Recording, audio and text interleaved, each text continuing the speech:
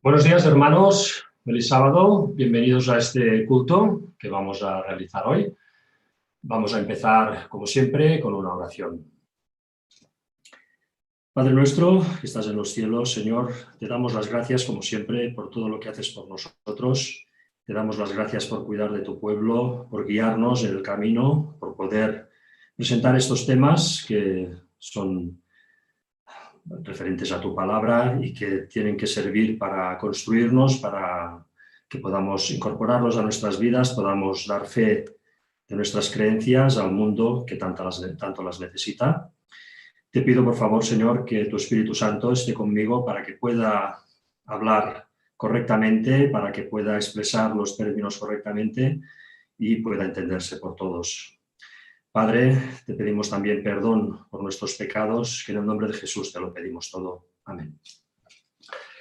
Bueno, pues bienvenidos, hermanos, a este culto, a este nuevo culto de esta serie que estamos realizando, titulada pues Eventos y Fechas, donde estamos haciendo un repaso de todos los eventos que salen en la Biblia y que de alguna forma pues, pueden ubicarse de una forma concreta, de una forma exacta en el tiempo, ¿no?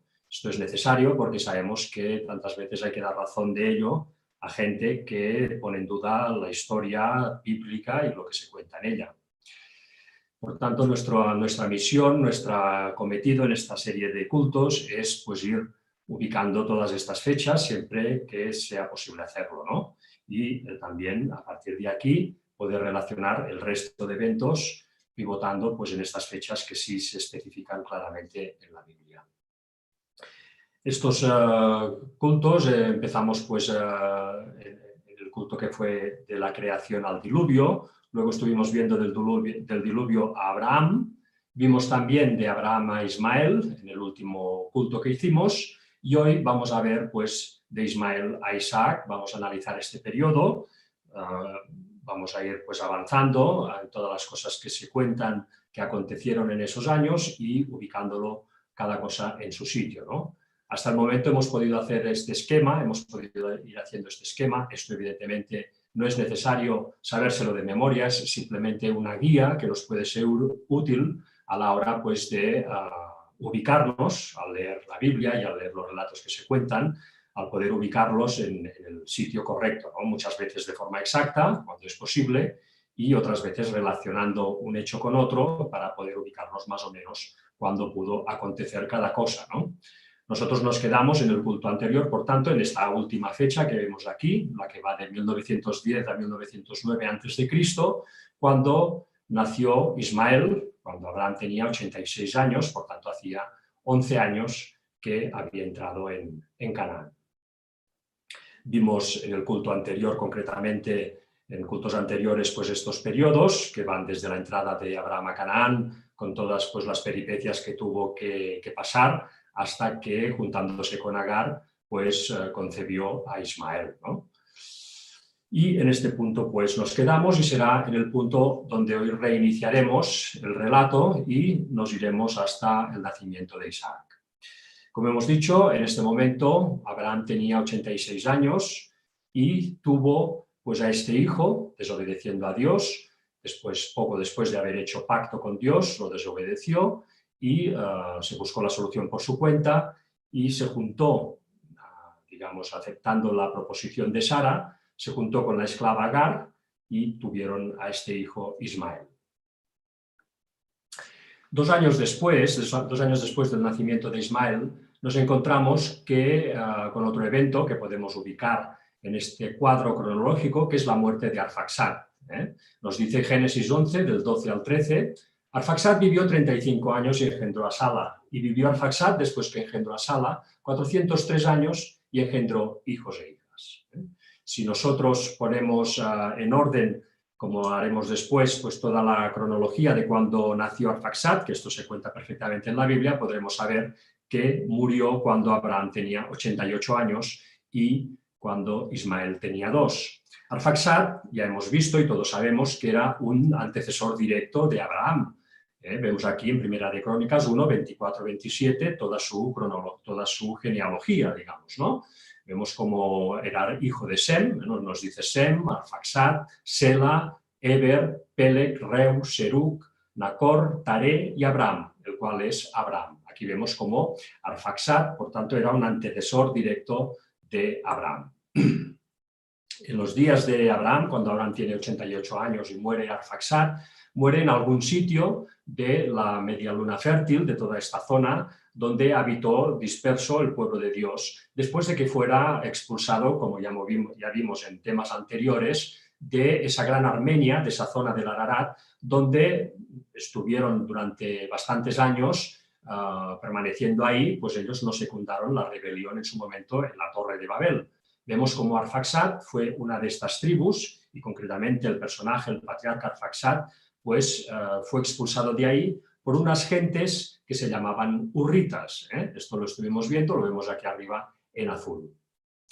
¿Cuándo aconteció esto? ¿Cuándo Arfaxad fue expulsado de la zona de la Gran Armenia a los pies del monte de Ararat? Bueno, pues muy probablemente cuando cayó el Imperio Acadio a manos de los gutis, ¿no? Esto ya también lo estuvimos viendo, como después del Imperio Sumerio se levantó un imperio llamado Acadio en la zona de Mesopotamia, y vimos también cómo unas gentes llamadas gutis, que aquí vemos en rojo, pues dieron fin a este Imperio Acadio, ¿no? Cuando cayó el Imperio Acadio hubo un efecto dominó en el cual pues también entraron estos hurritas desde la zona del Cáucaso, expulsando pues a todas estas tribus semitas que habían permanecido fieles desde el descenso del arca y que no secundaron la rebelión de Babel. Todo esto lo hemos visto en cultos anteriores. Que los hurritas entraron en la época de la caída del Imperio Acadio, lo vemos, por ejemplo, reflejado en la Wikipedia, cuando nos dice acerca de los hurritas, después de la caída del Imperio Acadio, los hurritas fundaron una serie de reinos, entre los que destacan los siguientes. Es decir, que ya con este dato vemos cómo, después de la caída del Imperio Acadio a manos de los gutis, entraron estos hurritas desde la zona del Cáucaso, lo vemos aquí, que es esta zona central entre el Mar Caspio y el Mar Negro, entraron con fuerza desplazando a las tribus semitas, entre ellas Arfaxad, Aram, Lud, las desplazaron de ahí y estas se repartieron pues, por toda la media luna fértil, por toda la zona del Medio Oriente. Que venían del Cáucaso estos hurritas, lo vemos también en la Wikipedia cuando buscamos en el apartado de la lengua que hablaban. Nos dice lo siguiente: la lengua hurrita no se ha logrado descifrar del todo, pero se sabe lo suficiente de ella para afirmar que no es indoeuropea ni semita. Por lo tanto, era una lengua que venía de Cam. Se suele clasificar como perteneciente al grupo de lenguas caucásicas. Por tanto, queda claro que estos hurritas entraron desde la zona del Cáucaso, desplazando a estas tribus semitas que habían permanecido fieles en la zona de la Gran Armenia, a los pies del monte Ararat. Estos hurritas, que venían del Cáucaso, fundaron el primer reino en la zona de Urkesh, que se conoce como Urkesh, que está en la frontera entre Turquía y Siria, muy cerca de la ciudad de Harán, donde recordemos que Abraham se refugió durante unos años cuando se marchó de Ur. Pues aquí en Urkesh, estos hurritas fundaron su primer reino. Lo vemos aquí. Urkesh, el primer estado hurrita, atestiguado documentalmente, es el creado en torno a la ciudad de Urkesh, que ya se encuentra registrado en documentos del 2100 a.C., aproximadamente cuando cayó el Imperio Acadio, precisamente, procedentes de Ur. Urkesh no gozó de independencia durante mucho tiempo, ya que a comienzos del segundo milenio antes de Cristo, es en estas épocas que estamos relatando acerca de Abraham, el reino amorreo de Mari impuso su dominio político sobre la zona. Así que tenemos esta situación. Cuando Arfaxad es expulsado junto con sus parientes semitas de la zona del Gran Ararat, de la zona de la Gran Armenia, pues estos hurritas fundan este estado que vemos aquí en color violeta, en la parte de arriba de Mesopotamia, y vemos en azul también algo que ya explicamos, sobre todo también en el culto anterior, en el sentido de que cuando cayó el Imperio Acadio, los amorreos se hicieron con el control de toda esta zona que está en azul oscuro, toda la zona de Canaán y toda la zona también del curso superior del río Éufrates, ¿no? Concretamente en la ciudad de Mari, en la ciudad de Ebla, eran centros importantes de los amorreos. Vemos, por tanto, esta situación que había ya en los años, también después, en los años de Abraham. Al parecer, estos hurritas, que como hemos dicho entraron desde el Cáucaso y desplazaron a todos estos semitas que habían permanecido fieles en la zona de la Gran Armenia, pues un grupo de ellos entró también con mucha fuerza hasta el punto que se posicionaron en la zona sur de Israel, en la zona que luego ocuparía Edom. Esta zona es la que ocuparon los horeos. Los horeos, por tanto, se cree que estos horeos que habitaban en la zona del sur de Israel, que luego ocuparían los edomitas, de la mano de Saúl, pues estos horeos, que fueron los primeros habitantes de esta zona al sur de Israel, pues parece ser muy probablemente que eran estos hurritas, una parte de estos hurritas, que no solo desplazaron a los semitas que estaban en la Gran Armenia, sino que un grupo de ellos llegó a penetrar hasta posicionarse en esta zona al sur de Israel. Serían pues los conocidos como horeos, que nos sale en nuestras Biblias, ¿no? Nos dice el diccionario bíblico adventista, horeos, moradores de cuevas, y en acadio, hurru, pueblo que aparece en el Antiguo Testamento como los habitantes originales del monte Seir. Ahora se sabe que deben ser identificados como los urranianos o hurritas, un grupo étnico de personas conocidas a través de los jeroglíficos egipcios y también de los textos cuneiformes de Mesopotamia. Estas fuentes revelan que los horeos vivían en las montañas del norte de Mesopotamia en el tercer milenio antes de Cristo, pero la invadieron a comienzos del segundo milenio antes de Cristo y algunos de ellos posteriormente se abrieron paso hasta Siria y Palestina. Así que tendríamos esta situación. Estos hurritas, estos urranianos, entrando desde el Cáucaso, desplazaron a las tribus semitas fieles, entre ellos a Arfaxad, y un grupo de ellos se posicionó en la zona sur de Israel y fueron estos conocidos luego como horeos, que fueron también atacados, como hablamos también en el culto anterior, por todo este ejército de Kedorlaomer, que en una operación de castigo, en los días ya de Abraham, entró en todo Canaán para castigar a las ciudades amorreas que habían dejado de pagar impuestos, pues entre ellos los que recibieron fueron también estos horeos que vivían en el sur de Israel, en el monte Seir. Nos dice, en el año 14 vino Kedorlaomer y los reyes que estaban de su parte y derrotaron a los refaítas de Astarot Karnaim, a los tucitas en Ham, a los emitas en Saf Kiriataim y a los horeos en el monte de Seir, hasta la llanura de Parán, que está junto al desierto. Aquí vemos en este mapa, este punto en rojo, que nos indica dónde está el monte Seir. Este monte Seir era el centro del reino horeo, del reino de los horeos, que en los días de Abraham pues, fue atacado también por este rey Kedorlaomer y que venía pues, de estos hurritas que en su momento entraron por el Cáucaso. Aquí vemos la foto del monte Seir en el centro del reino de los horeos. Es el aspecto que tiene actualmente. Vemos como hay una especie de cuevas también a sus pies. Por tanto, tenemos que cuando Abraham tenía 88 años, Ismael 2, pues Arfaxad, este hijo de Sem y antecesor directo de Abraham, murió en alguna parte desconocida de esta media luna fértil a la que había sido desplazado pues, por estos hurritas cuando con la caída del imperio acadio entraron con fuerza desde el Cáucaso. Vemos que, además, si nos fijamos en las fechas en que vivieron estos patriarcas después del diluvio, vemos que muchos coincidieron, estando Abraham, digamos, ya en este mundo, ya habiendo nacido. Los únicos tres que no coincidieron con Abraham fueron Noé, que murió 2 años antes, Peleg, que murió 12 años antes, y Nacor, que murió 11 años antes del nacimiento de Abraham.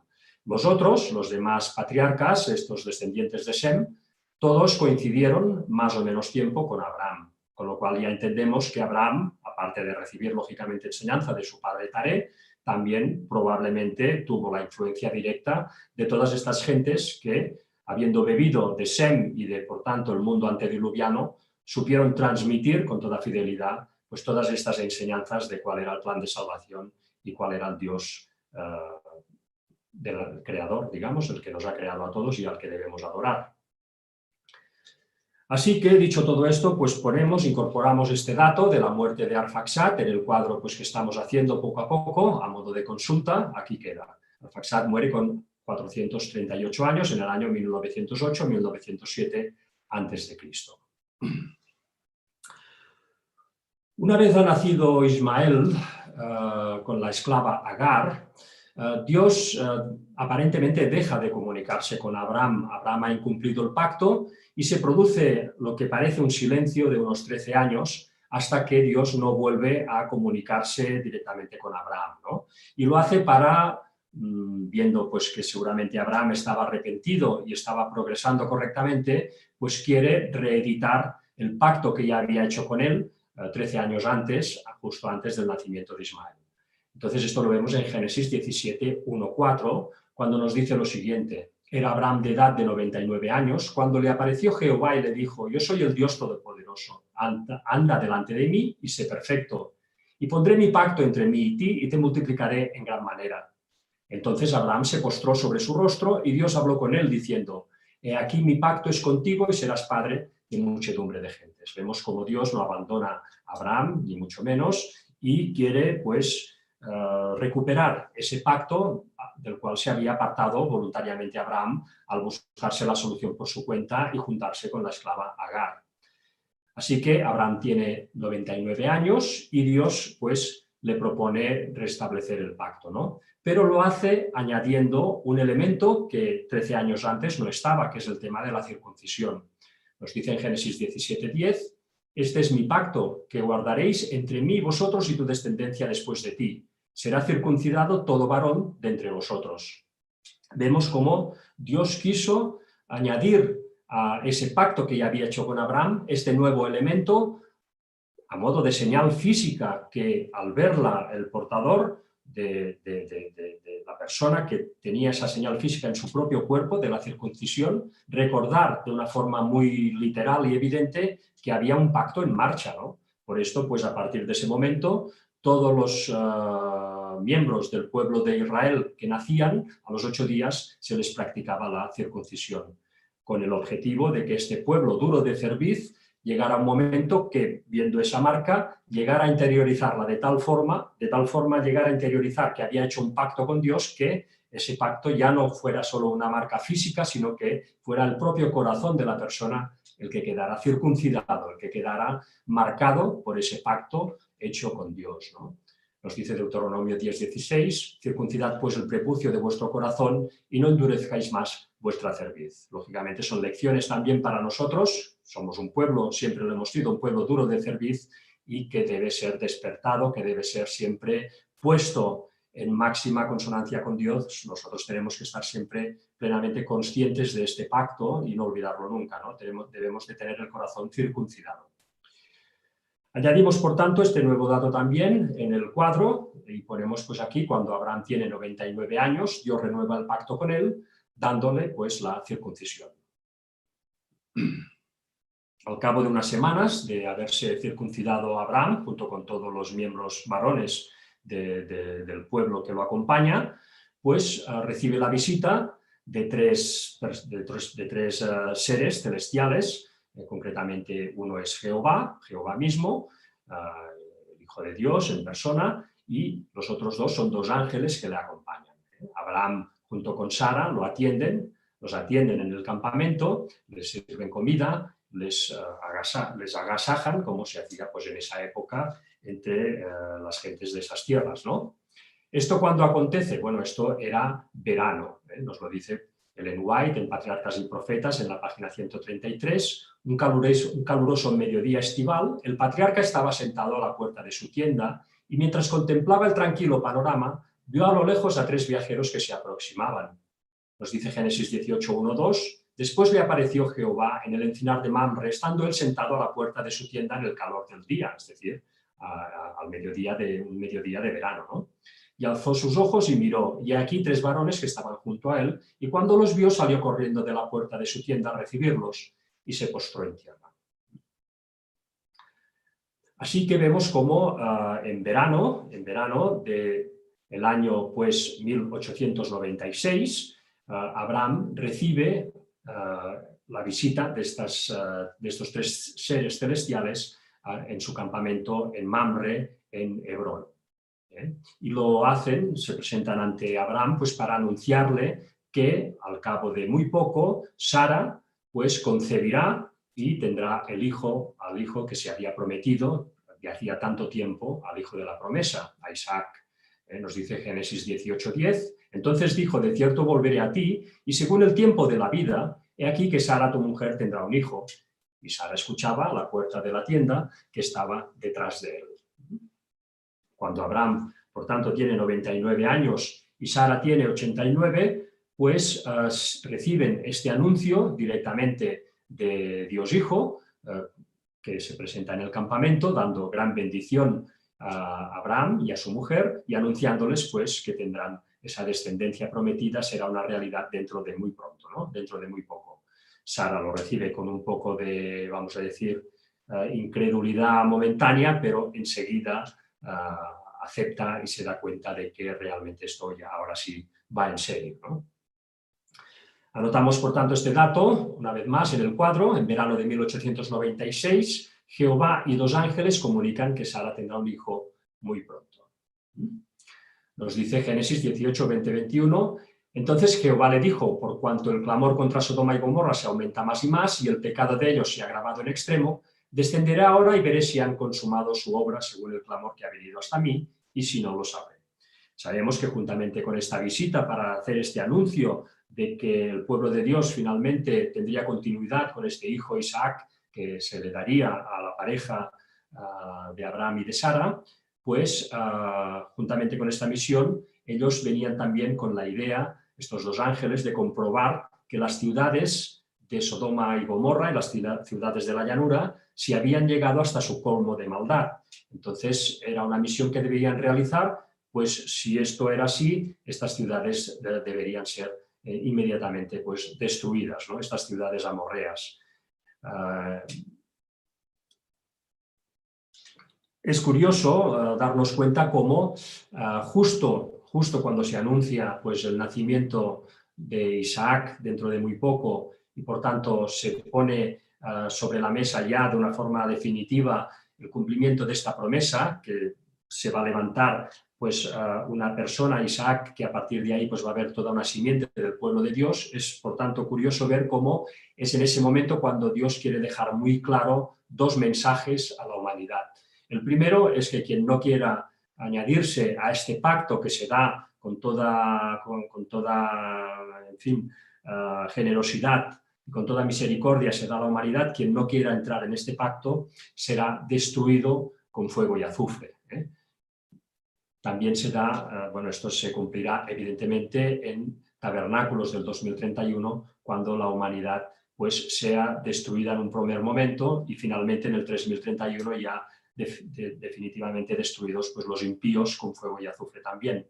Este es un primer mensaje que quiere dar Dios, una primera señal inequívoca de que quien no entre en el pacto, quien no entre en el pueblo de Dios que está por levantarse a partir de Isaac, pues va a morir pues, calcinado por fuego y azufre.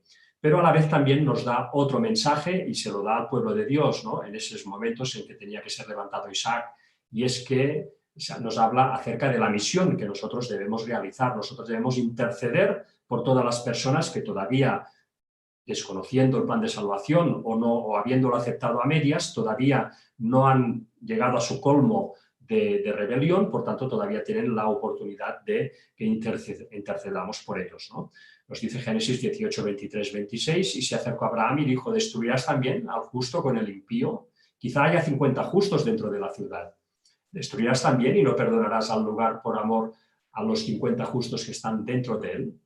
Lejos de ti el hacer tal, que hagas morir al justo con el impío y que sea el justo tratado como el impío, nunca tal hagas. El juez de toda la tierra no ha de hacer lo que es justo. Entonces respondió Jehová, si hallar en Sodoma 50 justos dentro de la ciudad, perdonaré a todo ese lugar por amor a ellos. Así que Dios pues quiere dar también este mensaje con la destrucción de Sodoma y Gomorra y todas las escenas que lo rodean. Ponemos este dato también en el cuadro al día siguiente de haberse aparecido pues, los 2 ángeles junto con Dios Hijo en el campamento de Abraham. Al día siguiente Sodoma y Gomorra son destruidas, en verano del 1896 a.C. Así es como quedó las ciudades de Sodoma y Gomorra, las ciudades de la llanura, totalmente calcinadas, totalmente carbonizadas, ¿no? Ya tienen pues, el color de la ceniza. Vemos aquí pues, un zigurat, lo que había sido posiblemente un zigurat, cuando quedó pues, ya destruido por esta lluvia de fuego y azufre. Aquí vemos una de las bolitas que hemos visto ya tantas veces, presentadas por Ron Wyatt, y que el propio ministerio pues, recibió una en su momento, creo que de Kevin Fisher, en la cual da testimonio de que esto pues, no son bromas, ¿no? Cuando Sodoma y Gomorra son destruidas, sabemos también por la Biblia que Lot, junto con sus 2 hijas y su mujer, se trasladan a la ciudad de Zoar. Aquí la vemos señalada. Esta es una imagen que está tomada desde la zona de Jordania. Nosotros estamos viendo la tierra de Israel, como si estuviéramos viendo la tierra de Israel, pues Zoar es la ciudad que estaba más al sur, la ciudad de la llanura que estaba más al sur. Lot y su familia se trasladan ahí. Nos dice Ellen White en Patriarcas y Profetas: Lot habitó poco tiempo en Zoar. La impiedad reinaba allí como en Sodoma y tuvo miedo de quedarse por temor a que la ciudad fuese destruida. Poco después, Zoar fue destruida, tal como Dios había proyectado. Lot se fue a los montes y vivió en una cueva, privado de todas las cosas por las cuales se había atrevido a exponer a su familia a las influencias de una ciudad impía, ¿no? Bueno, esto ya conocemos la historia de sobras, nosotros también debemos, como siempre, aplicarnos esas cosas y hoy en día pues no estar pues, por cosas materiales que quizá no nos van a llevar a ninguna parte cuando está todo a punto de decidirse, ¿no? Esta es la cueva que, según la tradición judía, según la tradición hebrea, es la que se refugió Lot junto con sus 2 hijas, en las cuales, pues, en la cual se encuentra en la ladera de la actual Jordania. Aquí lo vemos en esta pestaña en color rojo, lo que ellos creen que es la cueva donde se refugió Lot. Nos dice que ahí las 2 hijas de Lot engendraron de su padre, en Patriarcas y Profetas, nos dice Ellen White, pero hasta allí le siguió la maldición de Sodoma. La infame conducta de sus hijas fue la consecuencia de las malas compañías que habían tenido en aquel vil lugar. La depravación moral de Sodoma se había filtrado de tal manera en su carácter que ellas no podían distinguir entre lo bueno y lo malo.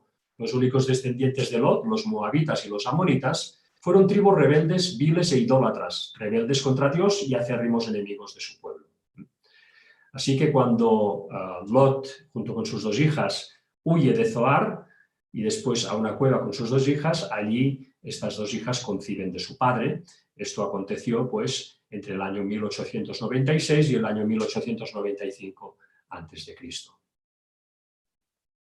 Cuando se produce esta situación en la cual Sodoma y Gomorra y las ciudades de la llanura son destruidas por el fuego que cae del cielo, son destruidas por Dios, vemos cómo Lot se refugia en esta cueva junto con sus 2 hijas, pero vemos también cómo Abraham realiza un movimiento, ¿no? Abraham estaba habitando en la zona de Hebrón, en la zona de Kiriat Arba, en la zona de Mamre, en la zona donde estaba el amorreo Mamre.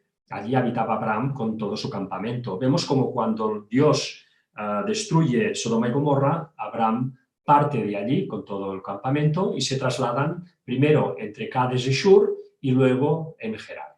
Veamos ahora dónde estaba en primer lugar Cades y Shur, a dónde realmente se trasladó Abraham, y luego veremos el porqué. ¿Dónde estaba en primer lugar el desierto de Shur, ¿no? Porque esto, bueno, puede ser que no lo tengamos a veces muy claro, ¿no? En Éxodo 15:22 nos dice lo siguiente: e hizo Moisés que partiese Israel del Mar Rojo, y salieron al desierto de Shur, y anduvieron 3 días por el desierto sin hallar agua. Ya vemos aquí un primer dato que nos dice que el desierto de Shur estaba al otro lado del Golfo de Acaba, el Golfo del Mar Rojo que atravesó todo el pueblo de Israel, guiado por Moisés, cuando hubo el éxodo de Egipto. Por tanto, el otro lado del Golfo de Acaba, el otro lado de la península del Sinaí, estaba el desierto de Shur. Lo vemos en esta zona de aquí, en el círculo azul, aquí estaba el desierto de Shur. Normalmente, tradicionalmente, se sitúa en la zona cerca de Gosén, en la zona de la península del Sinaí, en Egipto, por la confusión que ha habido siempre de que el monte Sinaí pues, estaba en la península del Sinaí cuando en realidad estaba en Arabia.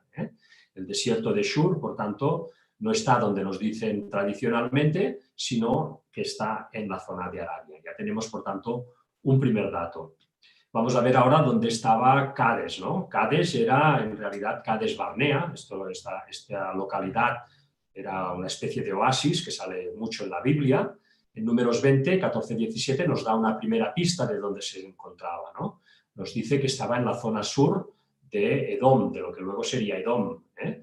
En la frontera sur se situaba esta localidad de Cades, Cades Barnea. Nos dice, envió Moisés embajadores al rey de Edom desde Cades, diciendo, así dice Israel tu hermano, tú has sabido todo el trabajo que nos ha venido, como nuestros padres descendieron a Egipto y estuvimos en Egipto largo tiempo, y los egipcios nos maltrataron y a nuestros padres. Y clamamos a Jehová, al cual oyó nuestra voz, y envió un ángel y nos sacó de Egipto. Y aquí estamos en Cades, ciudad cercana a tus fronteras. Te rogamos que pasemos por tu tierra. No pasaremos por labranza ni por viña, ni beberemos agua de pozos. Por el camino real iremos, sin apartarnos a diestra ni a siniestra, hasta que hayamos pasado tu territorio. Así que ya nos da aquí una pista clara de que Cades Barnea, este oasis, estaba situado en la frontera sur de Edom, de forma que cuando el pueblo de Israel, guiado por Moisés, llega a esa zona, piden al rey de Edom poder atravesar todo el reino de Edom para entrar directamente por Israel por el sur. Este sería ya, por tanto, un primer dato de dónde se podía encontrar este Cades Barnea, en el sur de Edom. Además nos da otro dato, en Deuteronomio 1:2, nos dice 11 jornadas hay desde Horeb, camino del monte de Seir, hasta Cades Barnea. Es decir, que partiendo del monte Sinaí en Arabia, yendo hasta el monte Seir, que está en Edom, o en esos momentos en el reino de los Horeos, pues ahí, en la frontera sur, está Cades Barnea. Si nosotros cruzamos estos datos, pues nos daría que Cades Barnea está aproximadamente en esta zona donde he puesto esta cruz. Vemos en el círculo en verde sería lo que luego fue Edom, que primero era el reino de los Horeos, en medio estaba el monte Seir, pues yendo del Sinaí al monte Seir, en la frontera sur debía encontrarse Cades Barnea. Cades Barnea le pasa igual que el desierto de Shur. Actualmente se sitúa en un sitio que es incorrecto por la confusión que ha habido siempre de situar el monte Sinaí en la península del Sinaí, de forma que Cades Barnea se sitúa en esta pestaña en rojo que os he puesto aquí, cuando en realidad estaría más hacia esta zona donde está esta cruz que he puesto yo también. Así que vemos esta situación cuando Dios destruye Sodoma y Gomorra.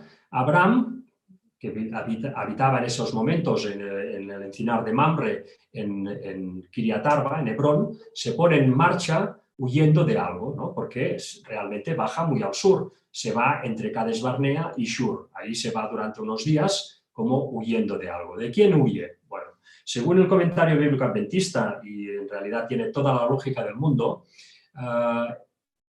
posiblemente Abraham estaba huyendo de la penetración que efectúa el pueblo eteo desde el norte.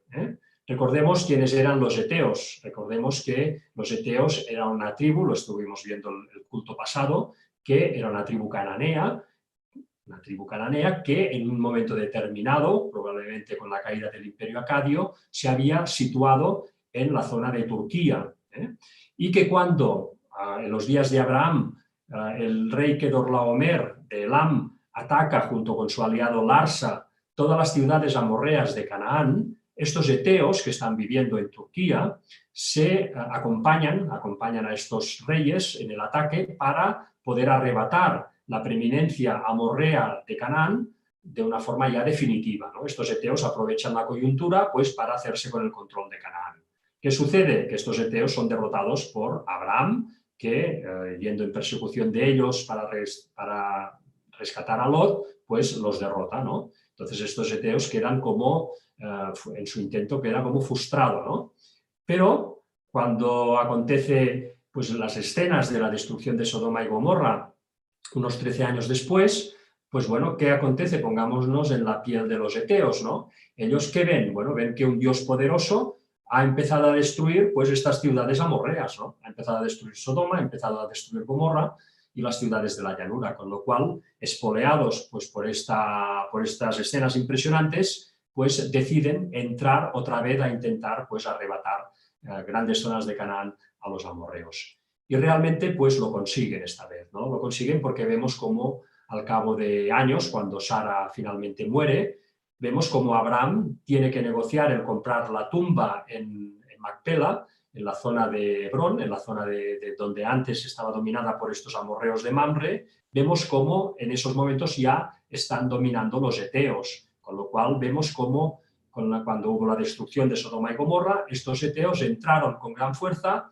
y de ellos huyó Abraham. ¿Por qué huyó de ellos? Bueno, porque los había derrotado 13 años antes y efectivamente temía pues, que pudiera haber venganza, que pudiera haber una matanza, ¿no?, entre los de su campamento.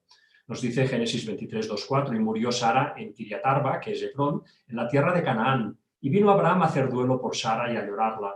Y se levantó Abraham de delante de su muerta y habló con los hijos de Het, que estos son los eteos, diciendo, extranjero y forastero soy entre vosotros. Dadme propiedad para sepultura entre vosotros y sepultaré mi muerta de delante de mí. Así que nos encontramos pues con esta situación, cuando Sodoma y Gomorra son destruidas por Dios, entran los eteos con fuerza para hacerse con el control, pensando que los amorreos están siendo liquidados por un Dios poderoso, y Abraham, temeroso de esa venganza, pues huye y se va hasta esta latitud tan meridional como es entre Cades Barnea y el desierto de Shur. Pero ahí permanece unos cuantos días, luego enseguida pues ya se mueve hacia Gerar.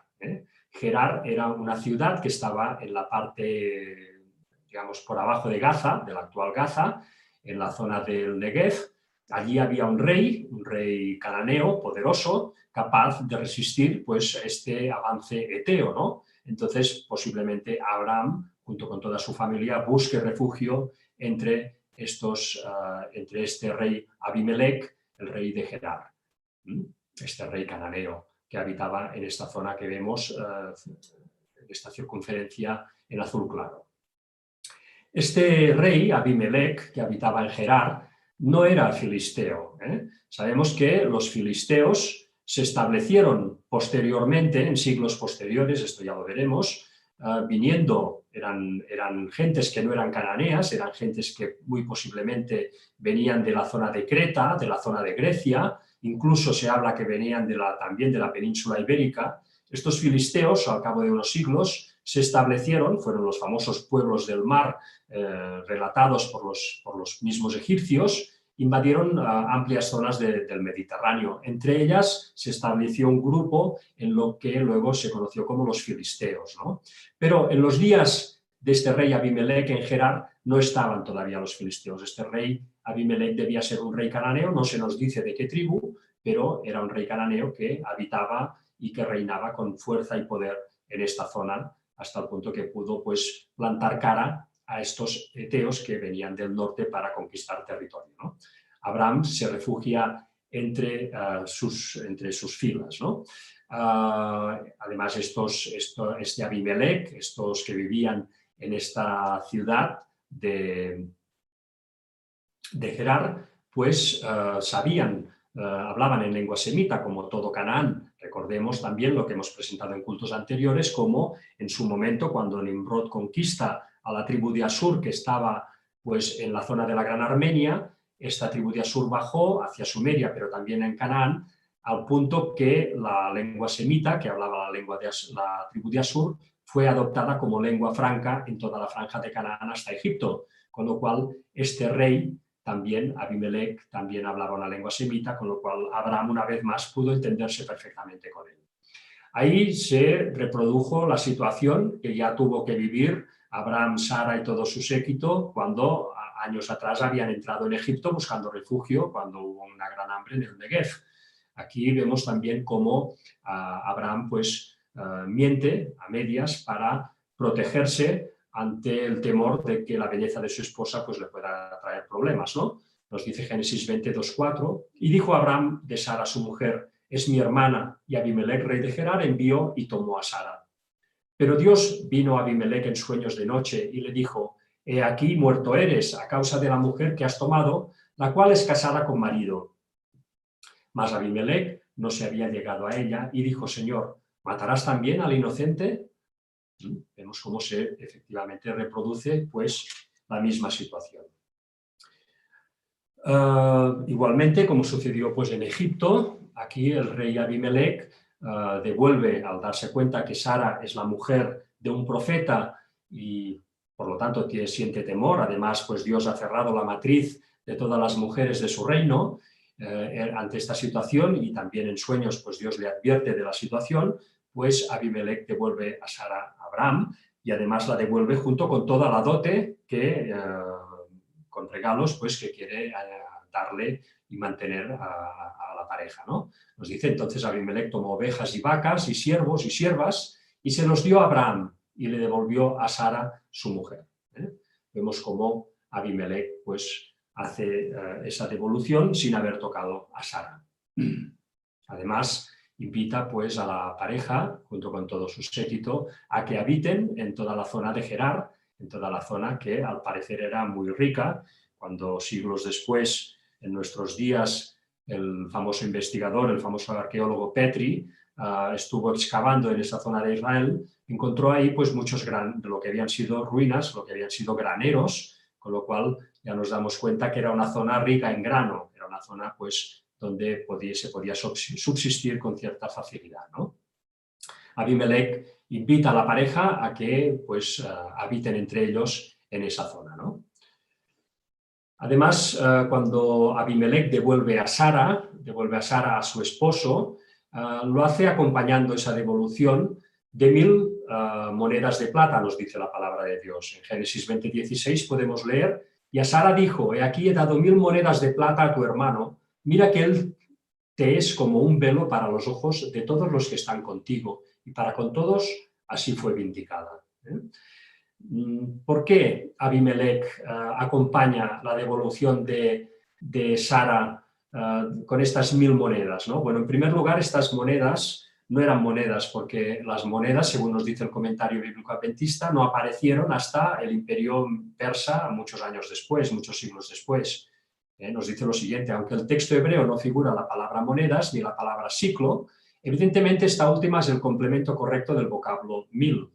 No existían monedas acuñadas en los tiempos anteriores a los del imperio persa. Los metales preciosos eran vaciados en moldes de ladrillo y recibían su valor de acuerdo con su peso. Con lo cual, lo que Abimelech da a Abraham son 1000 siclos de plata. Un siclo eran aproximadamente unos 11,4 gramos, con lo cual, si le da 1000 siclos, pues en realidad le está dando unos 11,5 kilos de plata, le dio Abimelech a Abraham, ¿no? ¿Por qué tanta plata? ¿Por qué le dio tanta plata, no? Bueno, realmente era una cantidad, una suma impresionante, ¿no? La que da Abimelech a Abraham.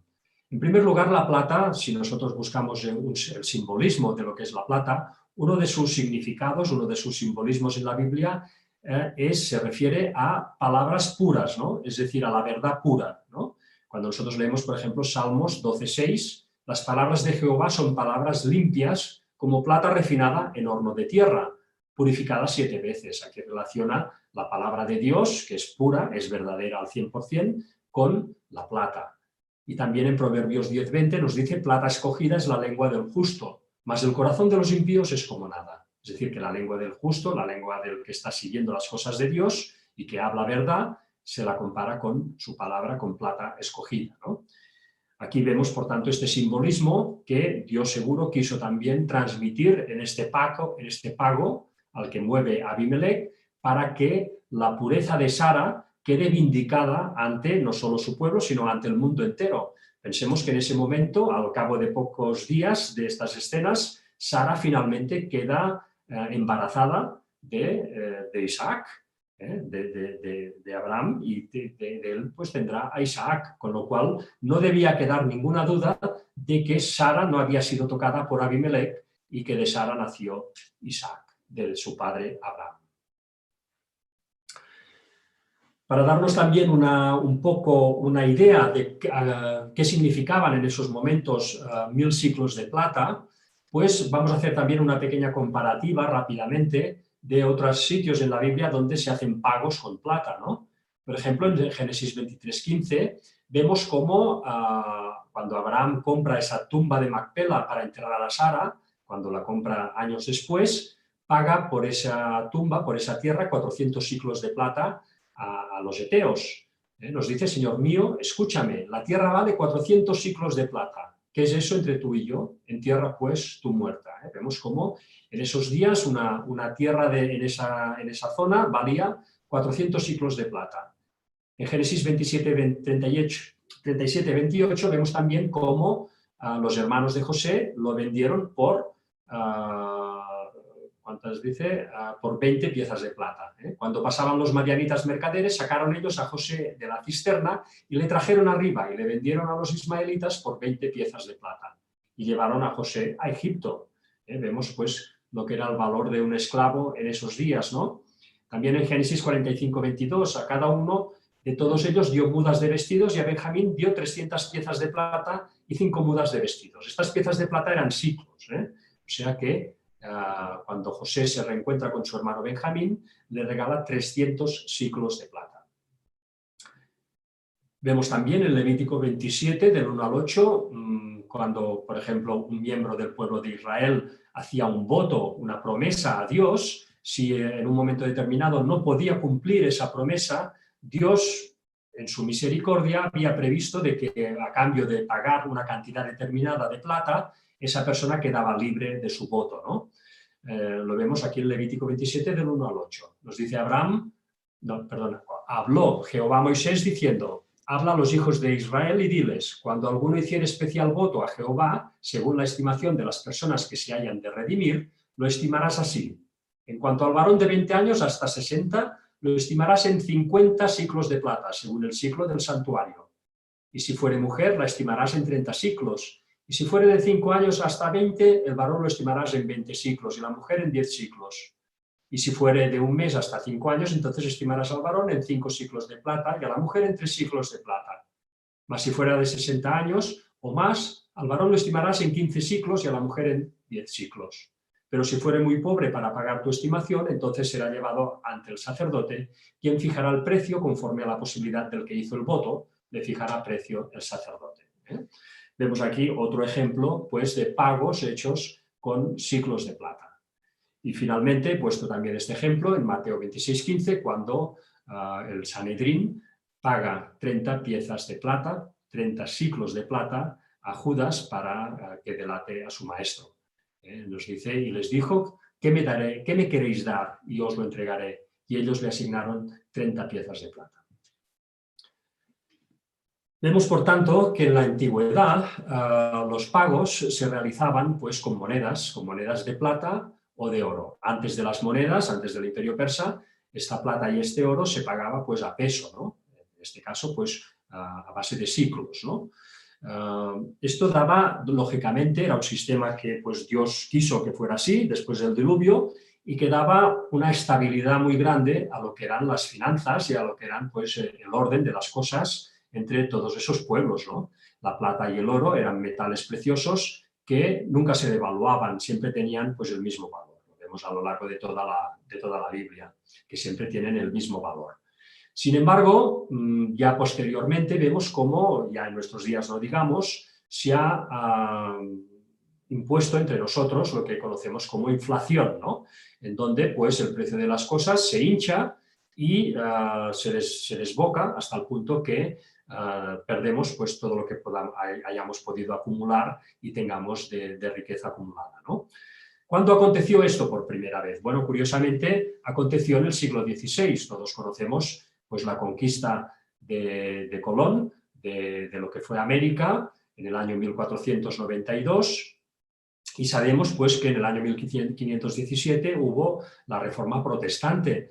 Pues en esos años fue cuando aconteció, curiosamente, la primera gran inflación que ha experimentado el mundo a nivel monetario, ¿no? Y esto fue a causa de que todos esos exploradores españoles que conquistaron América, pues de ahí sacaron muchísimo oro y muchísima plata, con la cual inundaron todos los mercados europeos y esto produjo una digamos, abundancia de plata y de oro que hizo pues, que todo subiera de precio. Vemos cómo, por tanto, ya hubo un movimiento extraño que vino a dificultar pues, todo lo que fue la reforma, porque lógicamente donde hay inflación, seguidamente viene la pobreza, y si hay pobreza, pues la persona humana queda más incapacitada a veces para tener la calma suficiente como para poder ponderar todas las cosas de Dios con un juicio, digamos, más entero, ¿no? Vemos hoy en día también cómo empieza también a ser ya un problema incluso para los países europeos, ¿no? Una zona que siempre se ha protegido de la inflación. Nos dice esta noticia, el virus y la inflación, las dos amenazas fuera de control. Y efectivamente, este año aquí en España hemos tenido una inflación de, creo que es un 6% aproximadamente, ¿no?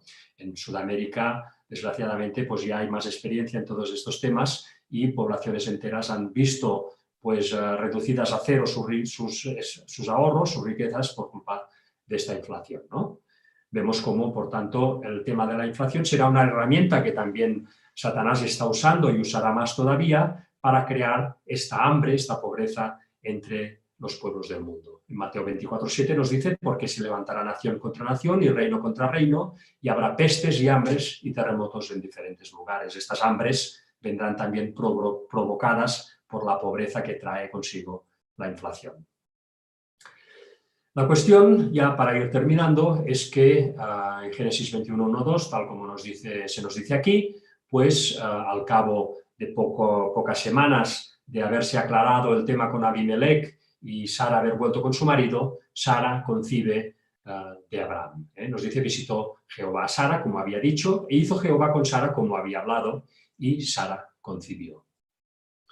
Lo anotamos en el cuadro que estamos haciendo. Sara concibe de Abraham en estos años, entre 1896 y 1895 a.C. Y cuando ya Abraham tiene 100 años y Sara tiene 90, pues ya nace el hijo de la promesa, ya nace Isaac. Y era Abraham de 100 años cuando nació Isaac, su hijo. Nace pues en la zona de Gerar. En la zona de Gerar es donde nace Isaac cuando Abraham tiene 100 años y Sara 90. Lo apuntamos aquí, Abraham tiene a Isaac con 100 años. En ese mismo año que nace Isaac, pues nacen también los hijos de Lot, perdón. Lo vemos aquí en Génesis 19, 37, 38. Y dio a luz la mayor un hijo y llamó su nombre Moab, el cual es padre de los moabitas hasta hoy. La menor también dio a luz un hijo y llamó su nombre Ben-Amí, el cual es padre de los amonitas hasta hoy.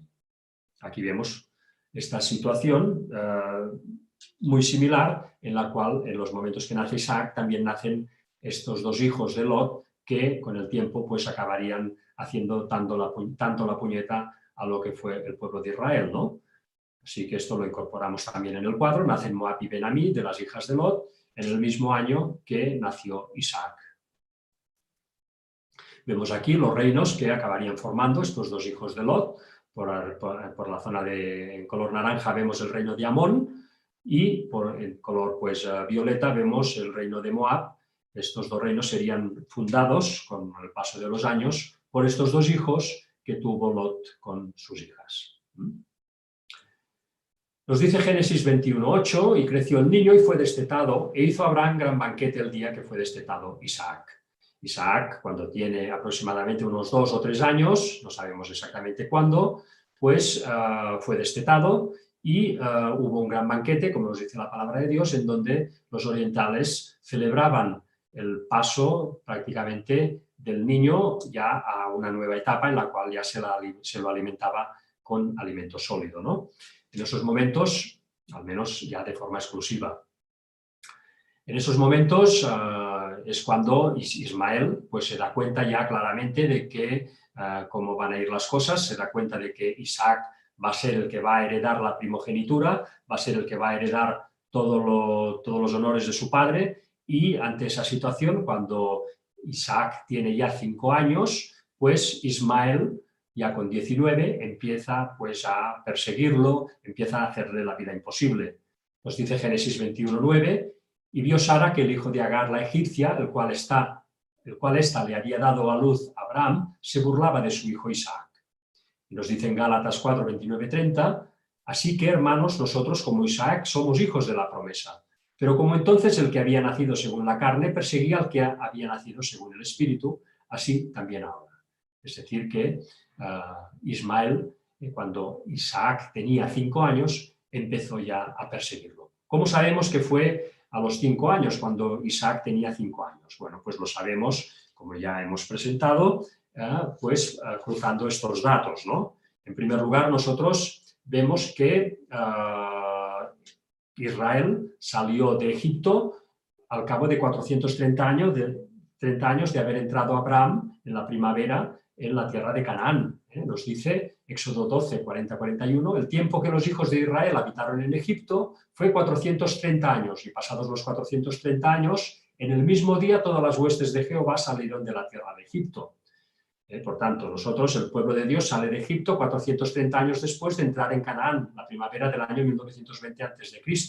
Si hacemos la operación, veremos que, por tanto, el pueblo de Israel salió de Egipto, guiado por Moisés, en la primavera del año 1490 a.C. Estos son 2 más 2, 4, no tiene más.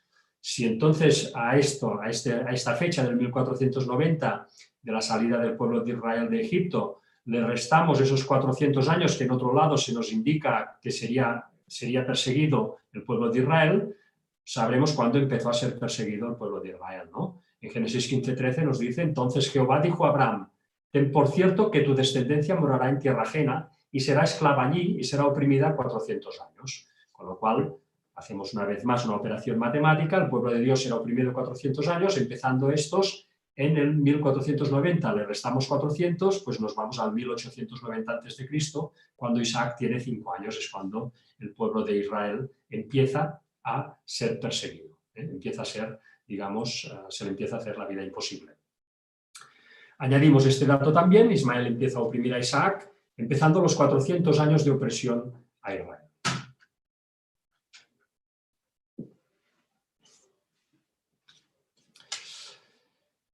Vemos también cómo en Génesis 21:10, por tanto, dijo Abraham, echa esta sierva y a su hijo, porque el hijo de esta sierva no ha de heredar con Isaac, mi hijo. Ante esta situación de persecución que empieza a recibir Isaac, pues Sara se dirige a Abraham para exigirle que expulse a Agar y a Ismael del campamento, pues están, digamos, poniendo en peligro pues todos los planes de Dios para su pueblo, ¿no?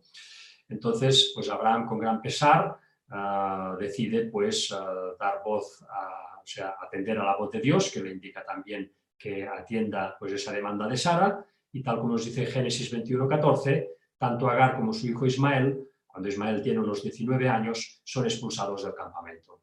Nos dice entonces Abraham se levantó muy de mañana y tomó pan y un odre de agua y lo dio a Agar, poniéndolo sobre su hombro, y le entregó el muchacho y la despidió. Y ella salió y anduvo errante por el desierto de Beersheba. Así que vemos esta situación en la cual Agar junto con Ismael son expulsados del campamento, un campamento que estaba muy posiblemente cerca de Gerar, y se dirigen hacia la zona de Beersheba, hacia la zona del sur de Beersheba, donde hay un desierto. Ahí Agar junto con su hijo Ismael pues se pierden, no encuentran agua, están ya por morirse, pero en esos momentos pues, son ayudados por un ángel poderoso de Dios que les presta socorro, y a partir de aquí pues ya pueden sobrevivir y se instalan en lo que conocemos como el desierto de Parán. Nos dice, y habitó en el desierto de Parán y su madre le tomó mujer de la tierra de Egipto. Así que vemos cómo Agar junto con Ismael pues no son abandonados por Dios y pues pasarán a habitar en este desierto de Parán. ¿Dónde estaba el desierto de Parán? Ya para finalizar. Bueno, en primer lugar ponemos el dato, Agar e Ismael son expulsados del campamento, instalándose en el desierto de Parán. Esto acontece pues el mismo año en el cual pues a Ismael se le empieza a hacer la vida imposible, a Isaac, perdón, por parte de Ismael.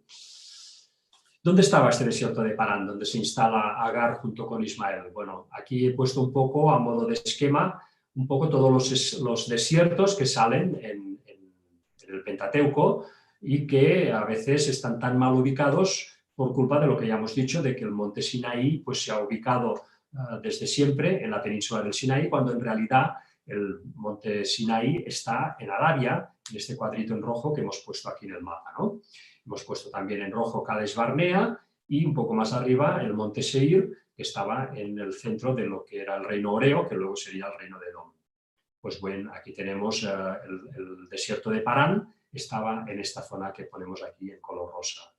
También vemos el desierto de Shur, vemos el desierto de Sin y vemos el desierto de Zin, que eran pues estos en total 4 desiertos que salen normalmente en el Pentateuco y que los he puesto para que podamos pues más o menos ubicarlos donde debían encontrarse, cruzando pues todos los datos que nos da la Biblia. Y nada más, hermanos, pues hasta aquí este culto, en el cual pues hemos recorrido de una forma rápida y esquematizada, cogiendo las fechas pues, que pueden ubicarse con claridad. Hemos hecho este recorrido, como digo, entre pues, lo que fue Ismael y lo que fue Isaac, y en cultos posteriores pues iremos progresando en toda esta historia bíblica para ir profundizando poco a poco en ella.